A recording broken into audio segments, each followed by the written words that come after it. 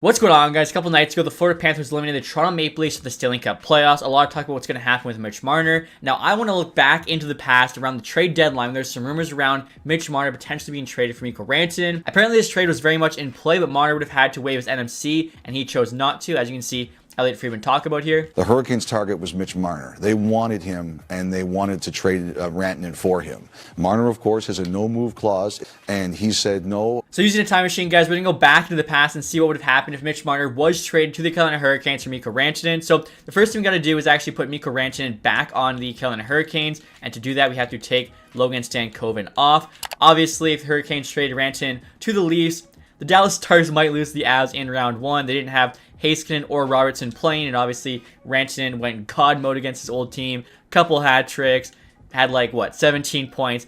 Absolutely unreal. Now, I'm just going to do it in player movement here and make these trades happen just so it's easier for us. You can see Marner and Rantanen definitely are closer players than Rantanen and Stankoven. Rantanen here, 94 overall. Obviously, he's a sniper. Bigger body there at 6'4". Obviously, more of a goal scorer if we look at his past stats. Couple 100-point seasons, has hit 50 goals. Compare that to Mitch Marner here. You can see, obviously, not quite as big.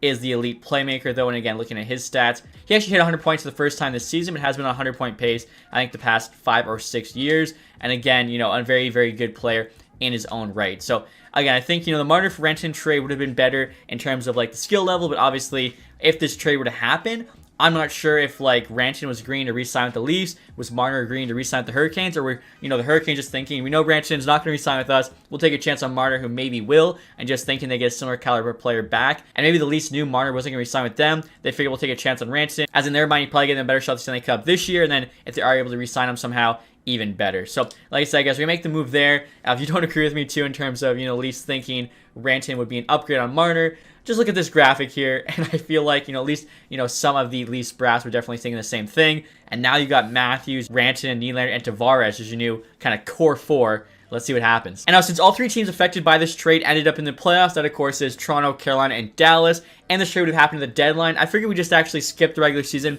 jump right to the playoffs, and kind of see what impact Rantanen has with the Leafs, as well as Marner with the Carolina Hurricanes, and even, of course, Stankoven staying on the Stars. Right now, the Stars look insane. Would that still be the case if they only had Stankoven? And after the trade for Marner, guys, here's what the Carolina Hurricanes forward group looks like. You got Svechnikov and Aho on the first line still, now playing with Mitch Marner, so definitely an upgrade there on Stankoven.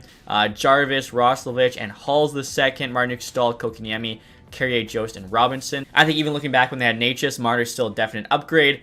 Is Rantanen better? Maybe. I would think, those two players are definitely, like I said, very close. And now with Rantanen going to the Leafs, the Dallas Stars team stays the same. So you can see their forward group there is the same as it was before, although they did add Granlund, of course, at the trade deadline. Still, tons of depth there. It's still very solid. And now with Mikko Rantanen out of the Maple Leafs, they go top heavy here. Nylander, Matthews, and Rantanen on that first line. You got Nyes, though, with Tavares and Domi on the second line. Bomb 6 there, not too bad. So can Rantanen be the difference maker? Is he enough of an upgrade on Marner to actually have the Leafs make a deep run here? And so just into the first round of the playoffs, guys, we do have some different results here. As you can see, we got the Oilers and the Wild moving on in the Pacific, Avs and the Blues in the Central. So 3 new teams over in the West. In the East, it's the Leafs and the Lightning, and then the Carolina Hurricanes and Montreal Canadiens. So we got 2 new teams there. Both teams involved in that Marner trade do move on. Dallas, of course, it gets beat up by the Avs not having Rantanen. So curious to see Brady Tkachuk leading the playoffs in scoring right now. Unfortunately for them, though, the Sens are eliminated. You can see Mikko Rantanen there with the Leafs actually top of the page in scoring. He's got 9 there and 7, so not quite as good as he did for Dallas, but still pretty solid. And speaking of the Stars, as I mentioned, they got eliminated in 7 there to the Avalanche. And honestly, if they didn't have Rantanen, I know in this they actually have Robertson Heiskanen. In real life, they did not. Without Rantanen in real life, I don't see them being the Avs. I mean, he basically just put that team on his back. So I feel like this is actually a pretty realistic result. And now in terms of Marner on the Hurricane, you can see Jarvis there, their leading scorer, and Marner there at 3 points in 5 games. So nothing too special, but we'll see how these guys do in round 2. And that was kind of crazy, guys. We're in the second round. As you can see there, the Lightning eliminated the Leafs in 5. So even with Rantanen instead of Marner, same fate for the Maple Leafs, second round exit. And that's actually with William Nylander leading all players in playoff scoring, 18 and 12. Rantanen there's got 16 and 12. It's actually the entire Maple Leafs first line, top of the list in scoring, and still they got eliminated in 5 by the Lightning. That's just so funny. The biggest stage arrived. The Leafs lost every year! And on the conference finals here, guys, we got the Avs and the Wild and the Hurricanes and the Lightning. So the only team that actually made it real life and in the sim is the Carolina Hurricanes. I'm curious to see how Mitch Marner's doing. He's actually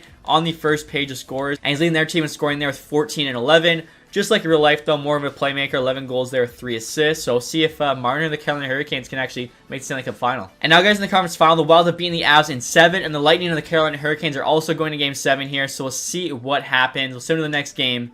The Lightning there beat out the Hurricanes. Okay, so even with, Marner going to the Leafs, neither team makes the Stanley Cup final. Kucherov's just dominating right now for the Tampa Bay Lightning. I'm curious to see McKinnon, Makar, Eriksson, Ek.